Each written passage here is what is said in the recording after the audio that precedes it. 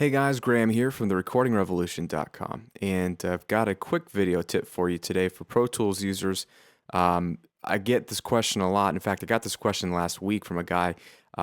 He said, Graham, how do I import a scratch track into Pro Tools and make sure it lines up with the click? And here's the idea is, this is the way a lot of people work, myself included. Before I go record a band, I make sure they send me an MP3 or whatever of them playing a rough demo of the song, at least like a guitar or piano and vocal, something that plays the chords and the melody, and so that the whole band could play along to later and we could follow along. So it has to fit the arrangement of the song, obviously, the right choruses, the right amount of bars before the verses, what have you. But audio quality is not that important, and at the end of the day, we're going to finally remove the scratch track. But what's super important before you ever show up to record the band or they come to the studio is, if you're going to record to a click, which most of the time I recommend, then you don't want your click track, which is going to be perfectly in time, fighting with your scratch track, which may have just been recorded, free in their own DAW. They just kind of laid it down without a click. Or even if they recorded to a click, they didn't spend a whole lot of time on it, so it's not perfectly locked to the grid. Now, why is this a problem? This is a problem because your drummer gets in there, he starts laying down his parts, and who does he play along with, the click or the scratch? Now, obviously, the click is right because that's what we want to build the song around. Even if it's loosely around the click, that's still our guide. But he has to listen to the scratch. So when there's half a beat off or the scratch track is rushing the click a little bit, that's going to throw him off. And I don't want my instrumentalists or my band members or the people in the session to be thrown off at all. The scratch track and the click are a guide, not something that's going to distract them from the music. So what I need to do is make sure the scratch track locks in with the click. And that was the question I was getting. What do you do if it's not locking to the click? Now, a lot of DAWs can do this, but Pro Tools has something super helpful called elastic time. And that's what we're going to basically use. In this session, I have a simple MP3 that the artist sent. And in this case, he's already told me the BPM, the tempo, it's 112. And so all I've done literally is dragged an MP3 into a Pro Tools session, a blank session. So this in theory will be the session I'm going to record in. And what I need to do, first of all, is set my tempo up here, which defaults to 120, to match the tempo of the song. Double click it, type 112. Now my grid value is going to follow the tempo of his song. So you can see he started at bar 2. Looks like things are lining up. But then what we need to do is get a click in here. So you can do that from the track menu, create click track. I will rejoice in the Lord, I will take joy in the God of salvation, for He... So you can see it lines up really nice. He recorded to a click. He's pretty much in time with his rough demo here. The problem becomes when he gets slightly out of time, when the guitars pick up in the strumming pattern and the harmonies come in. And I will rejoice in the Lord, I will take joy in the God of salvation, for He...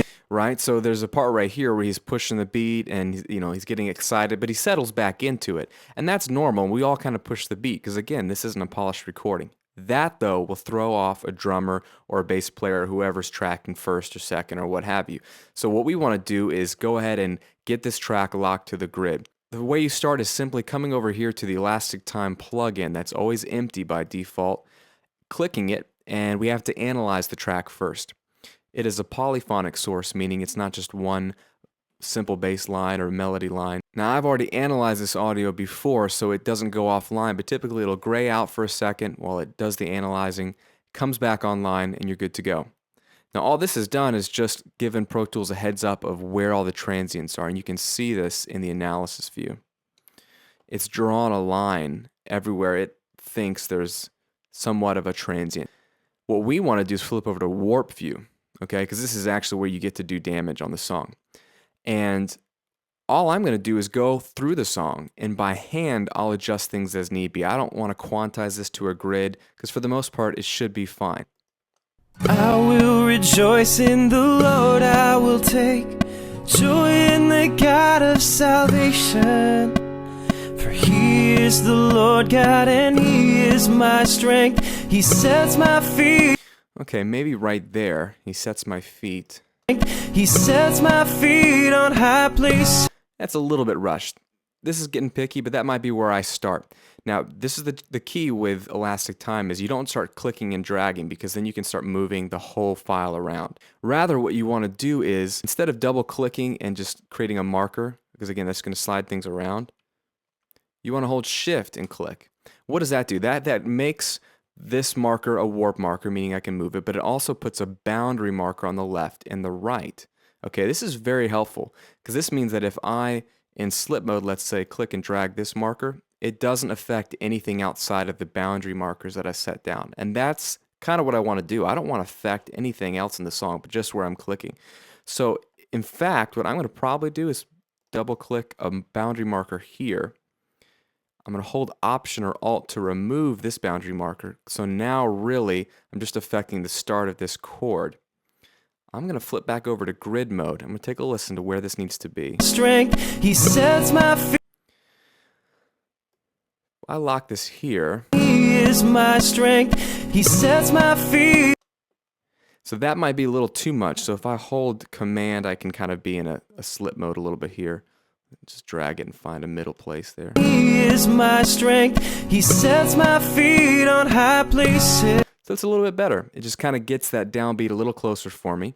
Let's keep moving. Sets my feet on high places. And I will rejoice in the Lord, I will take joy. So right here he gets a little fast. In the Lord, I will take joy. So what I'm going to do is try to find where I can get a warp marker and get these things to lock in. In the Lord, I will take. Probably right here.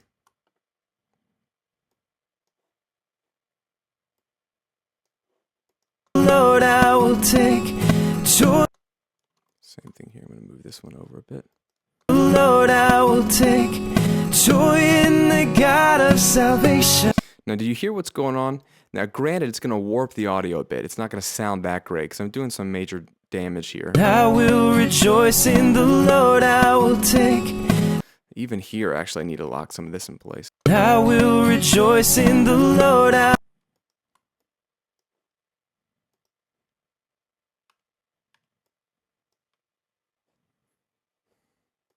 rejoice in the Lord, I will take joy in the God of salvation. Okay, so this gives you some more context. We got to keep it in the grid, whatever it takes so that it stays in time with the click. And I will rejoice in the Lord, I will take joy in the God of salvation, for he is the.